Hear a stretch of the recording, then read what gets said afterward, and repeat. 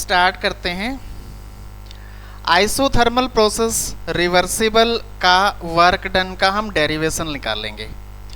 तो ये जो वर्क डन का डेरिवेशन है, यहाँ पे कुछ वर्ड यूज होंगे। मैक्सिमम वर्क कब होता है, तो हम पहले इससे पहले जो है इसको डिस्कस करने से पहले हम इसको ग्राफिकल एक बार समझते हैं, उसके बाद हम डेरिवेशन पे आएंगे।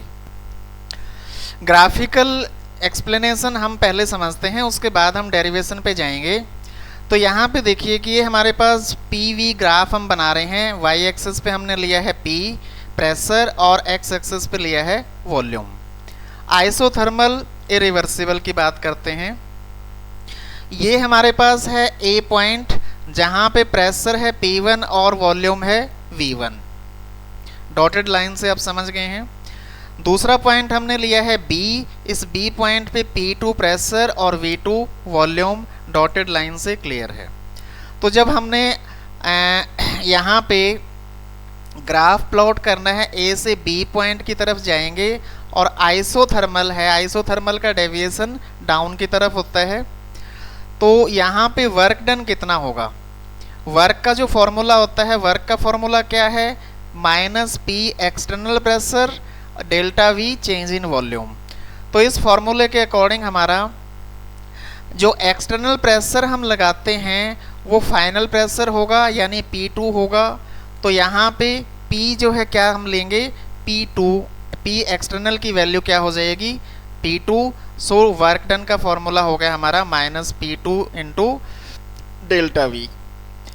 अब यहाँ पे ग्राफिकल जो होगा, वर्क किसको बोलेंगे, P2 से नीचे का जो एरिया होगा, ये जो डॉटेड लाइन है, इस डॉटेड लाइन के से नीचे का एरिया यहाँ से लेके और यहाँ तक का जो एरिया होगा नीचे, ये वाला एरिया अंडर द कर्व, ये हमारा होएगा। इस एरिया को निकालेंगे जो शेडेड कर दिया है, दैट इज वर्क डन। अब इतनी बात समझ आ गई, ओके। अब हम सेम सिचुएशन को जो है दूसरे केस में देखते हैं कि हम वर्क डन जो है इकट्ठा नहीं करते काम, हमने स्मॉल स्मॉल सेगमेंट्स में लेना है। हम 4 स्टेप्स लेते हैं। यहाँ पे हमने 5 पॉइंट, इनिशियल पॉइंट 1 है, फाइनल पॉइंट हमारा 5 आएगा, 2, 3, 4 और 5। यानी ए पॉइंट पे 1 है और बी के ऊपर हम 5। और फर्स्ट एक स्टेप में हमने काम ये किया, दूसरे स्टेप में ये किया, तीसरे स्टेप में और चौथे स्टेप्स में, यानी 4 स्टेप्स के अंदर हमने इसमें स्मॉल स्मॉल सेगमेंट में काम किया है। और ये स्मॉल सेगमेंट का फिर एरिया क्या हो जाएगा, पिछले वाले ग्राफ से हम समझ चुके हैं। तो यहाँ का एरिया इतना हो जाएगा, सेकंड स्टेप का एरिया इतना हो जाएगा, थर्ड का इतना हो जाएगा, फोर्थ का इतना हो जाएगा। तो दोनों ग्राफ को कंपेयर करके काम हमने वही किया है, काम उतना ही किया है, लेकिन स्मॉल स्मॉल सेगमेंट्स में किया है। तो स्मॉल सेगमेंट में करने से क्या होगा, यहाँ पे विजिबल है कि जो शेडेड पोर्शन है वो इंक्रीज हो गया। अब शेडेड पोर्शन इंक्रीज होने से क्या होगा कि वर्क जो हुआ उसके रिलेटिवली इसमें ज़्यादा काम करना पड़ेगा, यानी वर्क डन जो है रिलेटिवली ज़्यादा है फर्स्ट केस से सेकंड केस में, क्योंकि area under the curve is ज़्यादा है। ओके, नाउ अब एक केस हम आइसोथर्मल रिवर्सिबल का लेते हैं। यहाँ पे हमने ये वाला सेम काम, अब रिवर्सिबल केस में हमने बहुत ही माइन्यूट स्टेप्स में काम करना है। माइन्यूट स्टेप्स मतलब नंबर ऑफ स्टेप्स कितने हो जाएंगे, इनफाइनाइट नंबर ऑफ स्टेप्स हो जाएंगे, बहुत ज़्यादा नंबर ऑफ स्टेप्स लेंगे। तो पहला स्टेप हम मान लेते हैं कि ये किया हमने, तो एरिया अंडर द कर्व इतने पोर्शन का ये हो जाएगा। दूसरा, बहुत स्मॉल स्मॉल माइन्यूट सेगमेंट में हम काम करते जा रहे हैं, जो कि चेंजेस आप स्लाइटली, मैं इसको जो है फास्ट चला रहा हूँ कंपैरेटिव। तो यहाँ से आप देख रहे हैं कि बहुत स्मॉल स्मॉल सेगमेंट, बिल्कुल माइन्यूट से सेगमेंट में हम काम कर रहे हैं। इनफाइनाइट स्टेप्स हो जाएंगे। तो ऐसे इनफाइनाइट स्टेप्स करते करते पूरी वीडियो इसी में चली जाएगी, इसलिए मैं इसको फास्ट कर देता हूँ। बात आप समझ गए हैं, ठीक है। ये मैंने कर दिया। तो अब इस केस में शेडेड पोर्शन सबसे ज़्यादा हो गया। तीनों केस जब हमने वर्क के ऑब्जर्व किए तो इस केस में हमारा शेडेड पोर्शन सबसे ज़्यादा हो गया। तो यहाँ पे जब स्मॉल स्मॉल सेगमेंट्स में काम करेंगे तो वर्क डन क्या हो जाएगा, मैक्सिमम वर्क डन होगा, क्योंकि maximum area under the curve सभी का आ जाएगा। अब ये जो स्मॉल स्मॉल सेगमेंट्स में किया है, इन सब सेगमेंट को इकट्ठा करके बोलेंगे दैट इज कॉल्ड इंटीग्रेशन। अब हम इसके डेरिवेशन पे आते हैं। अब हम बात करते हैं डेरिवेशन की।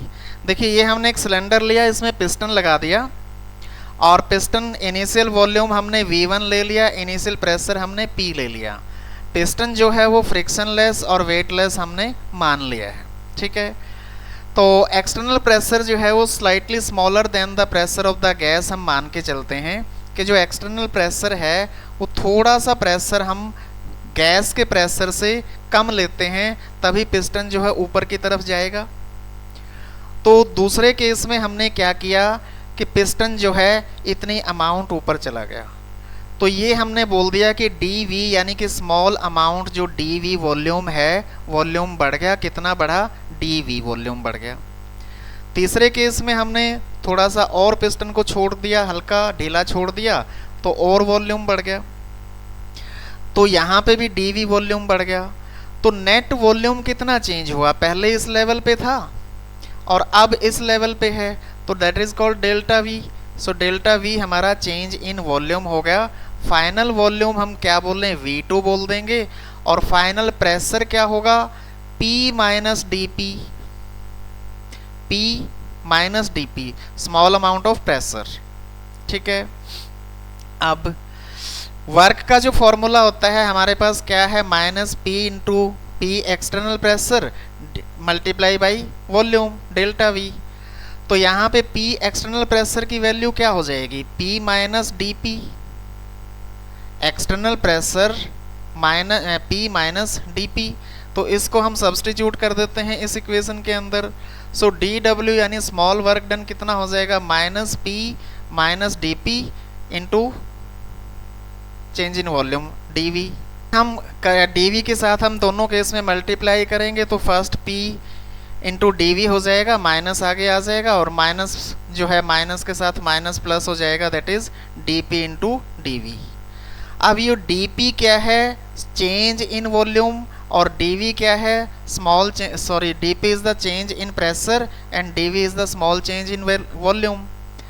तो ये जो स्मॉल चेंज है, ये स्मॉल चेंज को हम क्या करते हैं, बहुत स्मॉल चेंज है इसको हम नेगलेक्ट कर देते हैं, तो इसका प्रोडक्ट भी नेगलेक्ट हो जाएगा DP इंटू DV। तो इसको रिमूव कर देंगे तो हमारे पास बचेगा that is DW is equal to minus P into DV। Okay, तो this is what DW is the work done in small steps. ऐसे छोटे छोटे स्टेप्स के अंदर हमारा जो वर्क डन हो रहा है, इसकी बात हमने यहाँ पे की है। अब हम आते हैं टोटल वर्क डन यानी इंटायर एक्सपेंशन का। अब वो एक्सपेंशन हो रहा है, सिलेंडर जो है वॉल्यूम उसका बढ़ता जा रहा है, तो टोटल वर्क डन हमें निकालना हो तो टोटल वर्क डन क्या करना पड़ेगा, हमें उस स्मॉल स्मॉल सेगमेंट्स का इंटीग्रेशन करना पड़ेगा, सभी को इकट्ठा करना पड़ेगा।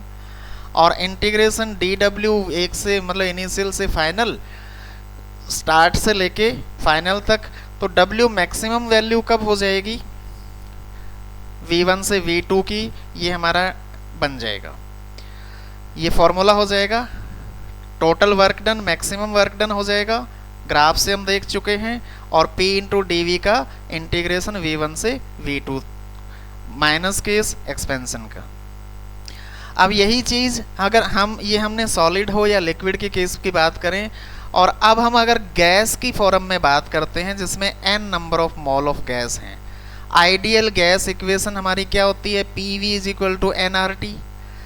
तो ये जो PV is equal to nRT है, इसमें से P को एक तरफ रख के हम V दूसरी तरफ ले जाएंगे तो nRT डिवाइड बाई V हो जाएगा।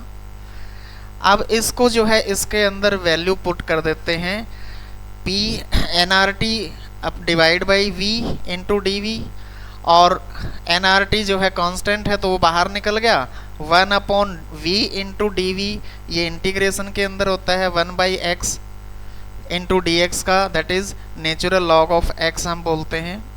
तो इसकी वैल्यू क्या हो जाएगी, nRT into natural ln, ln is the natural log of V from V1 to V2। इसको हम खोल के ऐसे लिखते हैं ln V2 minus ln V1। इसके बाद ये हो जाएगा हमारा minus NRT ln V2 minus ln V1, और इसको जो है ln V2 बाई V1 भी लिख सकते हैं, मैथ के अंदर हमने सीखा है। अब इसको ln को हटा के जब log की फॉर्म में करेंगे तो ये वैल्यू आ जाएगी 2.303 से मल्टीप्लाई करके log of V2 by V1। तो ये हमारा VW मैक्सिमम यानी Y मैक्सिमम वर्क का वॉल्यूम चेंज की फॉर्म में फॉर्मूला बन गया। ठीक है, अब एक बात और हम देखें, अगर हमें वॉल्यूम की जगह पे प्रेशर की फॉर्म में अगर ये निकालना हो तो हम क्या करते हैं, बॉयल्स लॉ से हम इक्वेशन उठाते हैं। बॉयल्स लॉ ने क्या बोला है, P1 V1 is equal to P2 V2, या फिर हम इसको दूसरी फॉर्म में लिख सकते हैं volume V2 divide by V1 is equal to P1 upon P2। ये इन्वर्सली प्रोपोर्शनल होता है। तो यहाँ पे हमने V2 बाई V1 की value P1 by P2 put कर दी, तो ये सेम चीज़ हमारा मैक्सिमम वर्क प्रेशर की फॉर्म में आ गया। That's it. ये हम ग्राफ से और यहाँ से अब मुझे लगता है अच्छे से समझ आ गया होगा।